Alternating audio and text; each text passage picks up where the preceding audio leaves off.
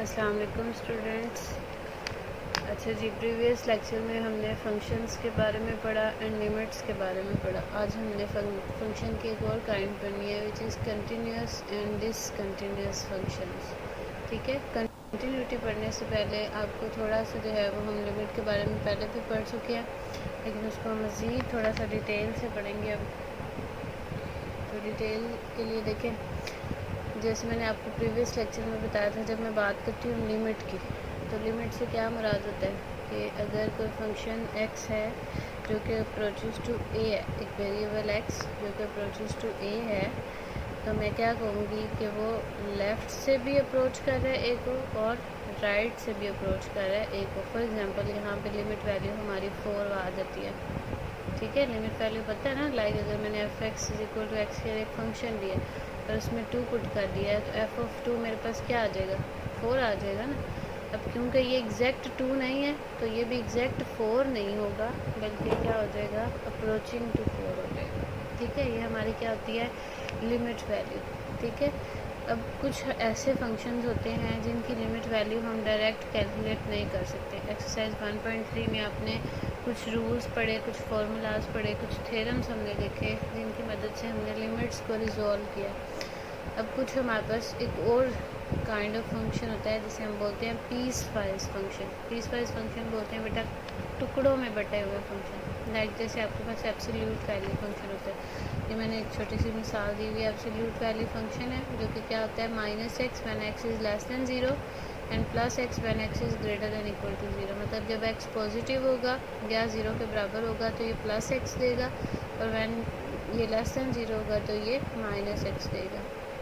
ठीक है, अब हमने इसको सॉल्व किस तरह से करना है। अगर मैं आपको कहूँ कि इसकी लिमिट फाइंड करें तो क्या आप डायरेक्ट फाइंड कर सकते हैं?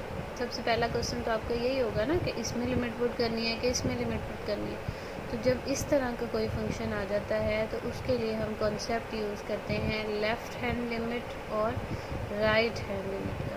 ठीक है, अब वो क्या होता है, ये आपके बुक पर दिया गया है, पेज नंबर 28। मैं आपको यहीं से ही चलो रीड करवा देती हूँ। इसमें देखिए, सबसे पहले हमारे पास है लेफ़्ट हैंड लिमिट। ठीक है, वन साइडेड लिमिट उसने डिफ़ाइन की हुई है कि जब आप वन साइडेड लिमिट लेते हैं तो वो हमारे पास क्या होती है। तो सबसे पहले हम क्या ले रहे हैं, left hand limit. Left hand limit लेने के लिए हम क्या करेंगे, देखें वो कहता है the limit x approaches to c minus, ये छोटा सा माइनस ऊपर लगा हुआ है, ये माइनस शो करता है कि हम लेफ़्ट से लिमिट ले रहे हैं। ठीक है, माइनस जस्ट ये शो कर रहा है कि ये लेफ़्ट लिमिट है। माइनस इससे ये मुराद नहीं है कि ये -c है। ठीक है, तो limit x approaches to c minus f(x) is equal to l is read as the limit of f of x is equal to l as x approaches to x approaches to c from the left। ठीक है, कि ये जो चीज़ है इसे हम किस तरह से रीड करेंगे कि f of x जो है वो अप्रोच कर रहा है l को as x approaches to c from the left side। ठीक है, और all x sufficiently close to c but less than c। Less than c मतलब c के लेफ़्ट साइड पे, मतलब अगर यहाँ पे कहीं c है तो इससे जो छोटी तमाम वैल्यूज़ हैं, अगर उनमें से कोई मैं वैल्यू इसमें फंक्शन में पुट करूँगी तो वो हमारे पास लेफ़्ट की वैल्यू हो जाएगी। ठीक है, अब राइट हैंड लिमिट क्या होगी, the limit x approaches to c, यहाँ पे एक छोटा सा प्लस लगा हुआ है, शायद आपको कैमरे में इतना क्लियर नज़र ना आ रहा हो, जब आप बुक पे देखेंगे तो आपको ज़्यादा क्लियर हो जाएगा। ठीक है, equals to m is read as the limit of f(x) is equal to m as x approaches to c from the right. ठीक है, यानी x is sufficiently close to c but greater than c। इसमें क्या था, less than, इसमें क्या आ गया है, greater than. Greater than means इस साइड। ठीक है, लेस देन जो है वो हमारा इस साइड पे है और ग्रेटर देन इसके ऑपोजिट है। ठीक है, इसमें हमारे पास जो है वो लेफ़्ट से अप्रोच कर रहा था, ये राइट से अप्रोच कर रहा है। ठीक है, किस तरह से अप्रोच कर रहा है इसे मैं आपको थोड़ा सा समझा देती हूँ। आपने लेफ़्ट और राइट लिमिट लेनी कैसे है, जैसे देखिए फॉर एग्जांपल अगर आपको यही एब्सोल्यूट वैल्यू फंक्शन की बात की जाए, ठीक है, और मैं आपसे कहती हूँ कि आपने 5 पॉइंट पे, c मेरे पास 5 है। ठीक है, इस 5 पॉइंट पे आपने चेक करना है कि इस फंक्शन की लिमिट क्या है। ठीक है, तो अब इसके लिए बेटा हम क्या करेंगे, लेफ़्ट और राइट दो लिमिट्स लेंगे। फर्स्ट ऑफ ऑल हम लेफ़्ट हैंड लिमिट ले रहे हैं, तो लेफ़्ट हैंड लिमिट के लिए मैंने आपको बताया आपने यहाँ पे क्या लगाना है, माइनस का साइन, ठीक है। और इसमें हमारे पास 5 माइनस, अब जब आप लेफ़्ट की बात करेंगे तो लेफ़्ट के लिए आपने क्या कहा था, लेस देन सी, वो वैल्यूज़ जो सी से छोटी हैं। तो अब क्योंकि फंक्शन मेरा लेस देन कहाँ पे हो रहा है, इस वैल्यू पे, तो इस फंक्शन में मैं पुट कर दूँगा क्योंकि ये लेफ़्ट को कर रहा है ना अप्रोच, तो ये हमारे पास क्या आ जाएगा, -x, ठीक है। तो ये -5 आ जाएगा। फॉर एग्जांपल हम c को 5 के बजाय 0 ही बेशक रख लें। अच्छा चलिए पहले 5 के लिए हम डिस्कस कर लेते हैं, फिर हम 0 के लिए भी डिस्कस कर लेंगे। जब हम 5 पुट करेंगे तो ये क्या देगा, -5, क्या वैल्यू दे देगा, -5, ठीक है। ये वाला माइनस यूज़ नहीं कर रहे हम, ये हम फंक्शन वाला माइनस यूज़ कर रहे हैं। और जब हम राइट की बात करेंगे तो क्योंकि हमने इसमें पॉजिटिव या राइट साइड वाली वैल्यूज़ पुट करनी होती हैं, तो ये पॉजिटिव x आ जाएगा और ये +5 आ जाएगा, ठीक है। देखिए बेटा मैं आपको दोबारा से यही बात तो समझा रही हूँ कि जब हम लेफ़्ट हैंड लिमिट की बात करेंगे तो हमने फंक्शन की वो वैल्यू यूज़ करनी है जहाँ पे फंक्शन उस स्पेसिफिक c पॉइंट से लेस होगा। यहाँ पे c 0 है, मैंने 5 ले लिया था, ये जस्ट थोड़ा डिफरेंट करने के लिए लिया है। अब इसको 0 पे भी चेक कर सकते हैं। जब आप राइट के लिए करेंगे तो when x is greater then 0, मतलब उस 0 से बड़ा है तो पॉजिटिव x है। तो हम लेफ़्ट लिमिट के लिए -x फंक्शन यूज़ करेंगे और राइट लिमिट के लिए +x फंक्शन का इस्तेमाल करेंगे, ठीक है। ये लेफ़्ट और राइट में अपने जो चूज़ ऑफ फंक्शन है ये ध्यान से करना है। तो ये हमारे पास -5 आ गया और ये +5 आ गया। अच्छा जी, इसके बाद एक और बात आपने याद रखनी है, अगर किसी पीस वाइज फंक्शन में आपकी लेफ़्ट लिमिट और राइट लिमिट सेम आ जाए, लेफ़्ट लिमिट और राइट लिमिट क्या आ जाए, सेम आ जाए, तो हम कहेंगे कि उस पीस वाइज फंक्शन की लिमिट एग्जिस्ट करती है।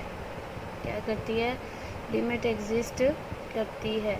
तो यहाँ पे क्योंकि आप देखें ये दोनों लिमिट्स सेम नहीं है, तो हम क्या कहेंगे, limit x approaches to 5 f(x) does not exist, कि ये एग्जिस्ट नहीं करती, ठीक है। इस चीज़ को आप बुक से भी देख सकते हैं। देखें आपकी बुक पे उसने यही चीज़ दी हुई है, वो कहता है कि limit x approaches to c f(x) is equal to l if and only कि ये किसी लिमिट l को अप्रोच करेगा सिर्फ और सिर्फ कब, when limit x approaches to c minus and limit x approaches to c plus, मतलब लेफ़्ट साइड और राइट साइड दोनों इक्वल भी हों, और इक्वल किसके हों, उसी l के इक्वल, ठीक है।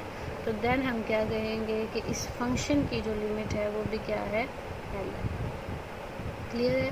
चले नेक्स्ट उसने आपको एक एग्जांपल दी हुई है, उसने कहा एक फंक्शन है, इसके आपने लिमिट चेक करनी है 2 पॉइंट्स पे, एक x2 पे और एक x4 पे। 2 के लिए भी उसने आपको फंक्शन दे दिया है और 4 के लिए भी फंक्शन दे दिया है। 2 के लिए देखें यहाँ पे फंक्शन लेस देन 2 है और यहाँ पे फंक्शन x ग्रेटर देन 2 है, मतलब ये जो फंक्शनल वैल्यू है 2x + 1 ये हम लेफ़्ट लिमिट के लिए यूज़ करेंगे और 7 - x हम किसके लिए यूज़ करेंगे, राइट लिमिट के लिए यूज़ करेंगे, ठीक है।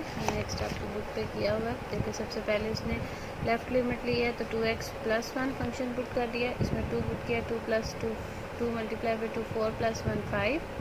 जब राइट लिमिट ली है तो फंक्शन चेंज हो गया है 7 - x, ठीक है। जहाँ पे x ग्रेटर दैन 2 था 7 - x तो 7 - 2 5। अब ये दोनों सेम आ गई हैं और इक्वल टू किसके आ गई हैं, 5 के। तो हम क्या कहेंगे कि limit x approaches to 2 f(x) exist and is equal to 5। अब 4 के लिए उसने चेक किया, दोनों सेम नहीं आए, तो limit does not exist. Clear है।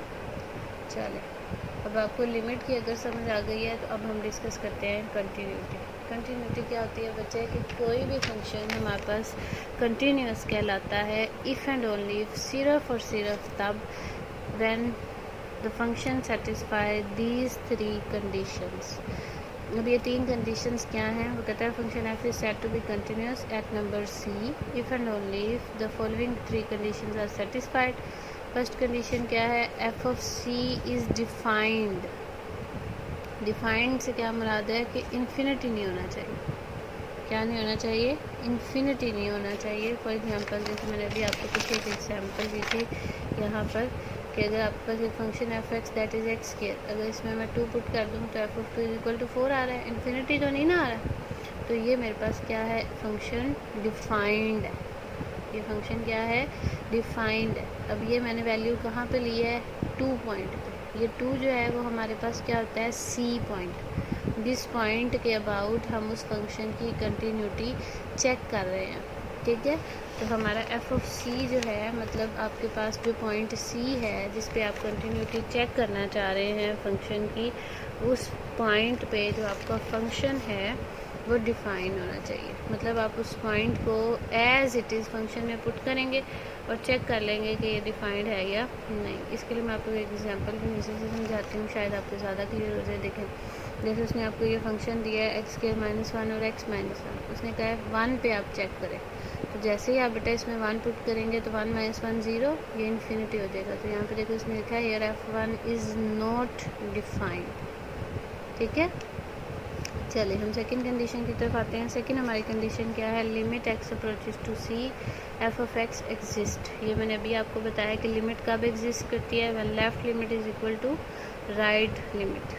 अगर तो आपके पास एक सिंपल सा फंक्शन है, जैसे कोई सीधा सा फंक्शन है, जैसे 2x + 5। अब इसकी आपने लिमिट लेनी है x अप्रोचेस टू 5, तो हम क्या करेंगे, सीधा x की जगह 5 पुट कर देंगे, 15 आ गया। ये तो बेटा सीधा सा फंक्शन था, सीधी सी लिमिट आ गई। लेकिन अगर फंक्शन पीस वाइज आ जाए तो हम डायरेक्ट लिमिट नहीं बल्कि लेफ़्ट और राइट लिमिट फाइंड करके फिर क्या कहेंगे कि अब क्योंकि लेफ़्ट और राइट लिमिट सेम है, तो अब हम कह सकते हैं कि लिमिट एग्जिस्ट करती है, ठीक है। और थर्ड एंड लास्ट हमारे पास जो है,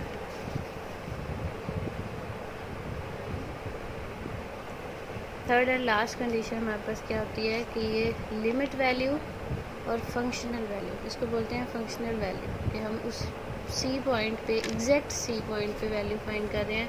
तो सी पॉइंट पे जो वैल्यू है और लिमिट वैल्यू, ये दोनों क्या होने चाहिए, इक्वल होने चाहिए। तो अगर ये 3 कंडीशन कोई फंक्शन सेटिस्फाई करे तो वो फंक्शन क्या कहलाएगा, कंटिन्यूस। इफ़ वन और more of these 3 conditions fail to hold, अगर इनमें से कोई एक कंडीशन भी सेटिस्फाई नहीं करेगी, then the function is said to be discontinuous. तो ये फंक्शन क्या बन जाएगा, डिसकंटिन्यूस बन जाएगा। जैसे इस एग्जांपल में आपने देखा कि 1 पे ये डिफाइंड नहीं है, तो ये डिसकंटिन्यूस हो जाएगा एट 1। अगर आप इसकी लिमिट चेक करना चाहें तो आप कर सकते हैं। देखिए उन्होंने लिमिट चेक की हुई है x approaches to 1। Limit check करते हुए मैंने आपको पहले भी बताया था, अगर डिनोमिनेटर 0 हो रहा हो तो पहले हम इसको सिंप्लीफाई करेंगे। x² - 1 को x - 1 x+1 खोल सकते हैं, x - 1 कैंसिल तो x+1, तो ये लिमिट वैल्यू 2 आ गई। अब देखिए इस फंक्शन की लिमिट तो एग्जिस्ट करती है लेकिन फंक्शनल वैल्यू डिफाइंड नहीं है। ये एक कंडीशन होल्ड ना करने की वजह से ये फंक्शन क्या हो जाएगा, डिसकंटिन्यूस हो जाएगा। क्लियर है। चलिए नेक्स्ट एग्जांपल में देखो, उसने कहा F X is equal to this function, x is equal to 1 पे आपने इसकी कंटिन्यूटी चेक करनी है। पहले इसने लिमिट पुट की है, 2 आ गया, देन फंक्शनल वैल्यू ली है, ये भी 2 आ गया, दोनों सेम आ गए, तो फंक्शन क्या हो गया है, कंटिन्यूस हो गया। क्लियर है। चलो इसके बाद नेक्स्ट हम एक्सरसाइज की तरफ आते हैं। एक्सरसाइज क्वेश्चन नंबर 1, इसमें उसने क्या कहा है कि आपने क्या करना है, determine the left and right limit, determine the left and right limit and then find the limit of the function when x approaches to c। आपके पास ये फंक्शन दिया गया है, आपने c भी दिया गया है 1, आपने c1 के लिए इस फंक्शन की लेफ़्ट और राइट लिमिट फाइंड करनी है और फिर बताना है कि लिमिट क्या होगी। इसी तरह इसमें, इसी तरह से इसमें। एब्सोल्यूट की मैं आपको पीछे एक एग्जांपल दे चुकी हूँ, ये सिंपल फंक्शन है, ये भी आप इजीली कर सकते हैं। इसके लिए मैं आपको करवा देती हूँ। देखिए सबसे पहले हम क्या करेंगे, आपके पास फंक्शन है that is x² - 9 over x - 3 और c आपको क्या दिया गया है, -3। सबसे पहले हम लेफ़्ट लिमिट फाइंड करेंगे। तो लेफ़्ट लिमिट में देखें -3 के ऊपर छोटा सा आपने माइनस लगाना है, जो कि ये शो करेगा कि ये लेफ़्ट लिमिट है। और राइट के लिए हम यहाँ पे छोटा सा प्लस लगाएंगे। यहाँ पे माइनस और प्लस लगाना सिर्फ लेफ़्ट और राइट को शो कर रहा है, ठीक है। अब -3 है, ये हमारे पास लिमिट आ गई। सबसे पहले चेक करेंगे डिनोमिनेटर 0 तो नहीं है, -3 पुट करेंगे, नॉन ज़ीरो है तो आप इसमें -3 पुट कर देंगे। जहाँ पे x है -3 पुट हो जाएगा, आंसर 0 आ गया। इसी तरह से इसमें चेक करेंगे प्लस, तो ये इसमें पुट कर देंगे, ठीक है, ये भी 0 आ गया। दोनों इक्वल भी हैं और किसके इक्वल हैं, 0 के इक्वल हैं। तो हम क्या कहेंगे कि limit x approaches to -3 f of x exist, और एग्जिस्ट भी करती है और किसके इक्वल है, ज़ीरो के इक्वल है। ठीक है, तो आपने बस यही चेक करना था, लेफ़्ट और राइट लिमिट लेनी थी और साथ बता देना था कि लिमिट वैल्यू जो है वो क्या है। ठीक है, इसी तरह से आप इसके सेकेंड और थर्ड पार्ट भी कर सकते हैं। उसके बाद नेक्स्ट क्वेश्चन नंबर 2 है, discuss the continuity of f x at x is equal to c. आपके पास मुख्तलिफ फंक्शंस दिए गए हैं, साथ सी की वैल्यूज़ दी गई हैं, आपने इनकी कंटिन्यूटी चेक करनी है। मैं आपको एक करवा देती हूँ, ये 2 पार्ट आप खुद ट्राई करेंगे और बाकी की एक्सरसाइज हम इंशाल्लाह नेक्स्ट लेक्चर में डिस्कस करेंगे। चलें, ये हमारा फर्स्ट पार्ट है, इसके साथ आज हमारा लेक्चर कंप्लीट हो जाएगा।